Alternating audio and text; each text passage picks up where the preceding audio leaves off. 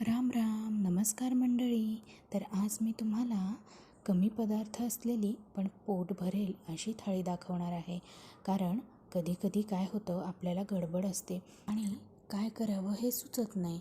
तर तेच मी तुम्हाला आज दाखवणार आहे की गडबड असेल तेव्हा छोटीशी मिनी थाळी कशी करायची. मिनी म्हणण्यापेक्षा 2 ते 3च पदार्थ मी केलेले आहेत.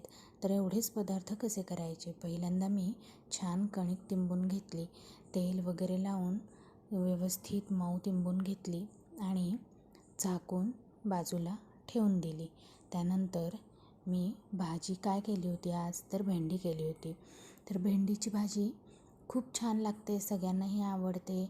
आणि भेंडीचे मग अशा वेळेस काय करायचं, थोडेसे मोठे तुकडे कापायचे. का कापायचे मोठे तुकडे, तर पटकन शिजायला पण मदत होते आणि जी बारीक तुकडे केल्यावर एकदम चिकट होती ना, तर तशी होत नाही, व्यवस्थित होती भाजी.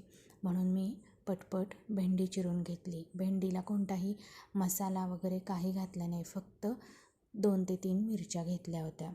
तर तेल थोडं गरम झालं. तेल गरम झाल्यानंतर मी त्यामध्ये जिरे मोहरी टाकली आणि जिरे मोहरी तडतड झाल्यानंतर हिंग हळद टाकले आणि हिंग हळद झाल्यानंतर मिरच्या परतवून घेतल्या. मिरच्या परतवून झाल्यानंतर मग भेंडी टाकली आणि छान भेंडीही परतवून घेतली.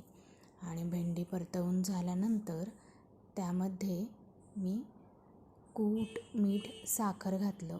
पण मीठ आणि साखर आधी घालायचं आणि कूट थोडी भेंडी परतत आल्यानंतर नंतर घालायचं. थोडीशी परतवून झाली की कूट घालायचं. भेंडीच्या भाजीचे पण भरपूर प्रकार आहेत. सुकी भेंडी, भरली भेंडी, त्यानंतर नुसती तळलेली भेंडी, त्यानंतर नुसती चिरून बारीक चिरून केलेली भेंडी, मिठाची भेंडी, असे बरेच प्रकार आहेत. कुणाला कशी आवडती त्याप्रमाणे आपण भाजी करत असतो. यानंतर मी एक असा आज गोड पदार्थ केला होता की ती म्हणजे शेवयाची खीर. शेवयाची खीर पण अगदी सर्वांना आवडते. छान शेवया मी पूर्ण ब्राऊन होईपर्यंत भाजून घेतल्या. मग त्या भाजून घेतल्यानंतर फक्त दुधामध्ये शिजवल्या. तर मी साय असलेलं दूध घेतलं होतं, कारण मग साय असल्यानंतर छान असं एक मऊ टेक्स्चर येतं आणि ती साय पण अशी थोडीशी तुटलेली असती ना, ती पण मध्ये मध्ये खिरीसोबत खाताना खूप छान लागते. त्यामुळे मी साय असलेलं दूध घेतलं. त्यामध्ये पूर्ण भाजलेल्या ज्या शेवया आहेत त्या टाकल्या. शेवया छान शिजल्या. त्यानंतर मी त्यामध्ये साखर घातली. साखर मी अर्धी वाटी आणि थोडीशी वर घेतली होती. आपल्याला जशी गोडी आवडते त्याप्रमाणे आपण साखर टाकायची. अशा पद्धतीने मी खीर बनवली होती आणि खीर पण खूप छान झाली होती. टेक्स्चर पण छान आलं होतं. आणि त्यानंतर खीर होताच मी पोळ्या पण करायला घेतल्या. पोळ्या करत असताना मंडळी मी तुम्हाला एक ट्रिक सांगणार आहे. कणकेचा जो उंडा असतो तो उंडा आपण लाटत असतो. लाटल्यानंतर थोडासा आपण त्याची घडी घालतो. घडी घालण्यापूर्वी त्याला थोडंसं आतमध्ये पीठ लावायचं आणि तेल. पोळी एकदम अगदी कडांपासनं ते मध्यभागीपर्यंत छान फुगते आणि खायलाही रुचकर लागते. घडीची पोळी सर्वांनाच आवडते. त्यामुळे तुम्हीही अशा पद्धतीने घरी पोळी करून बघा. कशी होते ते मला कमेंट करून सांगा आणि लाईक करा, शेअर करा, सबस्क्राईब करा.